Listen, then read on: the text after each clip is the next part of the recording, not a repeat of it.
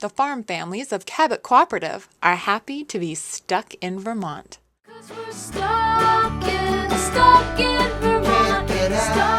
Welcome to Stuck in Vermont, brought to you by 7 Days. My name is Ava Sahlberger.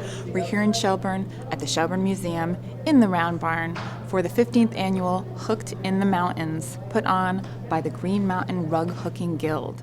This is done one loop at a time. There's no rushing it. I want to.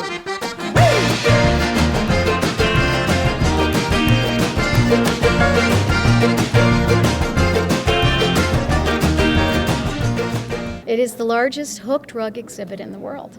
There are over 500 pieces here, hooked in the mountains, although probably a lot of these pieces have been hooked all over the world. So we come every year to see what people have created during the year. And to have events like this creates a sense of community, a feel of community. And there's a story in every single piece. Because you can make anything when you hook a rug.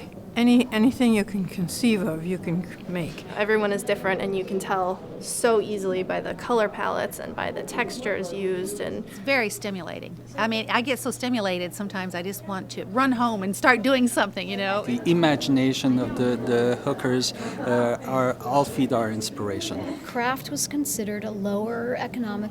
You did what you had with what you had. More the recycled thing. What started out as a craft of need has turned into a technique that artists use strictly for the art of it. So it's really an amazing craft, and it's popular, so everybody can do it. Some people still love the primitive, some people really want the folk and the antique, and then there's others who are trying to create their art scenes. At this point, I really like doing pictorials and things that remind me of something in particular. There's a lot you can take from what was done in the past, and then there are people now who are just kind of blazing their own trail and doing these amazing new things with it. So it's kind of got a foot in the past and a foot in the future. Yeah, I like the historical, but I'm far more interested in contemporary work and breaking the boundaries and saying, well, why not? If you asked every rug hooker who has a piece in the show, they probably wouldn't call themselves artists. We're working on that. the second that you decide to do anything like this, you are an artist. All the wool needs to be dyed, the piece has to be planned, and every hole has to be filled. And you know, some people say we're always filling the holes of our past. It's very meditative, very repetitive. It's a little bit like a mantra or a prayer. There's something wonderful about rolling around in the wool that you're working with, because basically you've got your hands there and you're doing this wonderful stuff. There's so much thought that has to go into every piece. That's part of the art. Learning to dye is part of rug hooking. A piece takes so long to create. If I hook 2-3 pieces a year, that's a good year. It would be contrary to say that we're all a bunch of old ladies.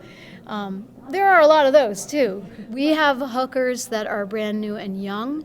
And I tend to be the rule breaker. So my mom said, "You're crazy. You're insane." She was like, "Nobody hooks in it too." And I was like, "I'm going to do it." We have children who are learning. We have men who hook. We started to do it, me and my partner, and we've been hooking since 12 years, 13 years now. I started rug hooking about 23 years ago. My grandmother passed away, and all of her equipment kind of came to me, and I picked up the hook and I picked up the tools and I started to experiment. My mom taught me how to hook when I was about 5 or 6 years old. My mom has been doing it my whole life. She is, I believe, a 4th generation rug hooker, which makes me a 5th generation rug hooker. So I started creating my own designs, and that's when I really took off doing rug hooking. I mean, this piece is really a piece of my heart and a piece of my soul. It's me on a canvas. When she did Aries Woman, I didn't know where that came from. It was just too amazing. This was my sort of statement of individuality, and I am an artist in my own right. The rug hooking community in Vermont especially is alive and very well and growing strong. You can hang out with your friends. It's like a quilting bee. Yeah, there's community. That's a real big part of it. It's wonderful to be able to go all over the country and actually all over the world and hook rugs with friends. I think when there's a downturn in the economy, people are looking to do things that don't require a lot of money, and I see a real resurgence of interest in the crafts and in particular rug hooking. Because rug hooking really is my life. But when you work with your hands and you create this craft, it's there with you. and people know you've done it, and you can pass it on to your friends and your family. Every time I walk past my grandmother's rugs now, she's there with me, and I can say hello, hi, and look at what I've done today. So come on, Rosie, and smile. Come on, Rosie, and smile. Come on, Rosie, and smile. We'll bring it back in style. Come on, Rosie, and smile. Smile for me, boys.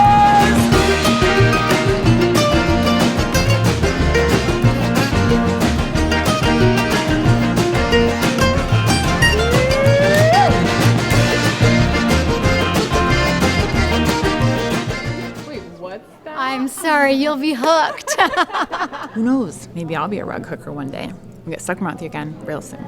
My grandmother was so tickled whenever she told me, well, of course I'm a hooker and a stripper, because when you cut the wool in the machine, it's called stripping the wool. In fact, Rusty DeWeese just did an ad with the Heinsberg hookers, and he got a lot of mileage with that.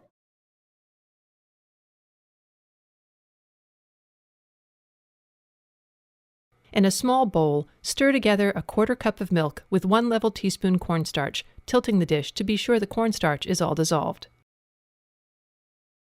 Microwave for about 40 seconds or until it's thickened and bubbling.